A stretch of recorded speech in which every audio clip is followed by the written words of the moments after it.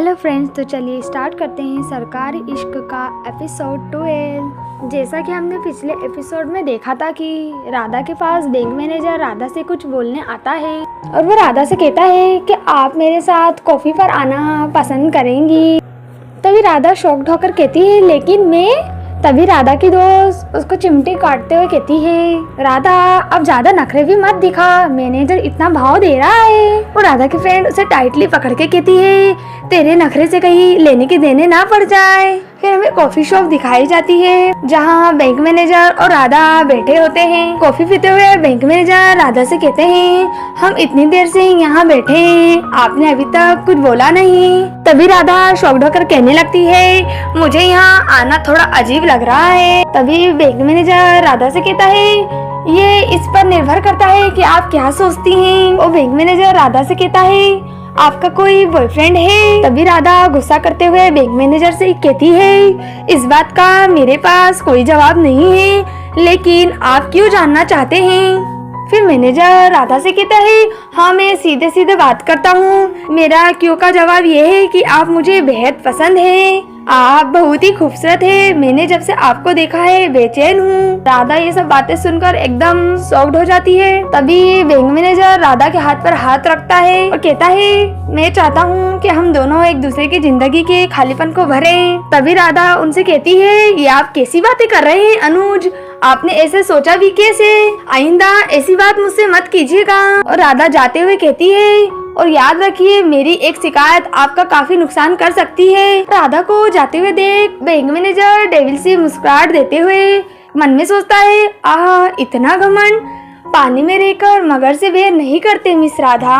फिर हमें राकेश के दोस्त का घर दिखाया जाता है जहां राकेश अपने बटुए को देखते हुए कहता है इंटरव्यू में जा जाकर सारे पैसे खर्च हो गए हैं, अब कैसी भी जॉब हो मैं ले लूंगा।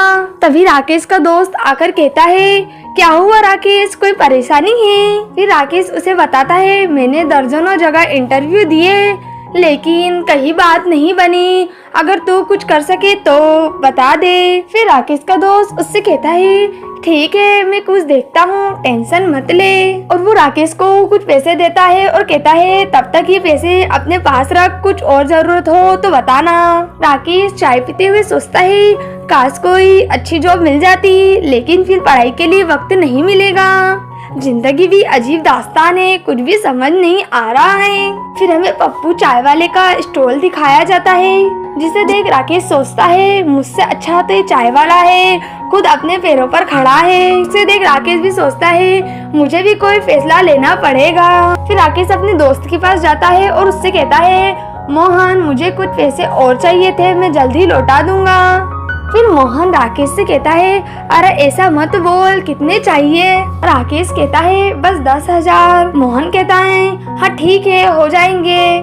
फिर हमें चाय की दुकान दिखाई जाती है जहाँ राकेश कहता है मोहन ने मेरी पैसे से काफी मदद की है, लेकिन कहीं मैं फिर कोई बेवकूफ़ी तो नहीं कर रहा हूँ, पता नहीं शहर के लोगों को मेरी चाय कैसी लगेगी, लेकिन ओखली में सर दिया है तो डरना क्या। फिर हमें कुछ घंटे बाद दिखाया जाता है राकेश के चाय की दुकान पे कुछ लोग आते हैं जो चाय पीकर राकेश से कहते हैं चाय बड़ी बढ़िया बनी है भैया, कितने हुए। राकेश अपनी चाय की तारीफ सुनकर बहुत खुश होता है और खुशी खुशी कहता है बस 10 रुपये, तारीफ के लिए धन्यवाद। राकेश अपने हाथों में पैसे लेकर कहता है विश्वास नहीं हो रहा, पहले ही दिन काफी फायदा हुआ है। फिर हमें 15 दिन बाद दिखाया जाता है राकेश सोचता है कोचिंग की फीस तो मैंने भर दी है, अब मोहन के पैसे भी मैं लौटा दूं। फिर राकेश सोचता है मोहन को इस बारे में कुछ नहीं पता है, लेकिन आज मैं उसे सब बता दूंगा।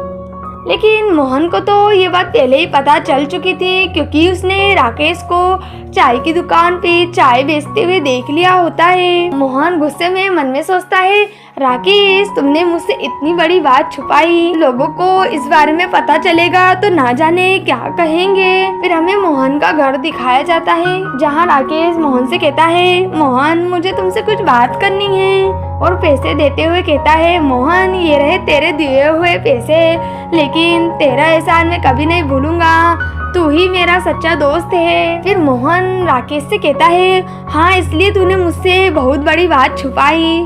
राकेश घबराते हुए कहता है, मैंने क्या छुपाया?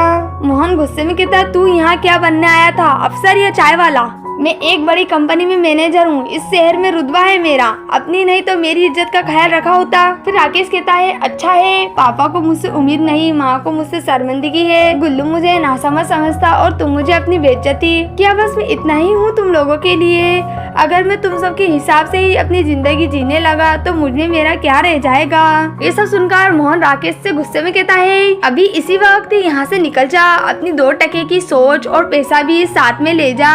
राकेश उदास होकर अपना सामान लेकर वहाँ से चलता बना। फिर हमें प्रयागराज की एक सुनसान सड़क दिखाई जाती है जहाँ राकेश जा रहा होता है, जो बहुत ही उदास होता है। फिर हमें 2 गुंडों को दिखाया जाता है जो राकेश को देख कहते हैं, अरे चिंटू, ये तो मालदार पार्टी लग रहा है, क्या करल जाए? उन दोनों गुंडों में से एक गुंडा कहता है, अकेले है और बैग भी भरल है, चल अपना कला दिखाते हैं। तभी दूसरा गुंडा कहता है, ठीक है, फिर गला काटते हैं और माल आपस में बांटते हैं। यही बातें करके दोनों हंसने लगते हैं। फिर से वही गुंडा कहता है, जेब बात, और फिर हंसने लग जाते हैं। फिर हमें उन गुंडों के हाथ में चाकू दिखाया जाता है और इसी के साथ एपिसोड 12 की एंडिंग हो जाती है। आखिर राकेश और राधा की जिंदगी में क्या मोड़ आने वाला है? क्या उनकी जिंदगी उनके साथ ऐसे नए नए खेल खेलती रहेगी? क्या राकेश अपना सपना सच कर पाएगा और क्या वो राधा से मिल पाएगा? और आगे जानने के लिए देखते रहिए सरकारी इश्क।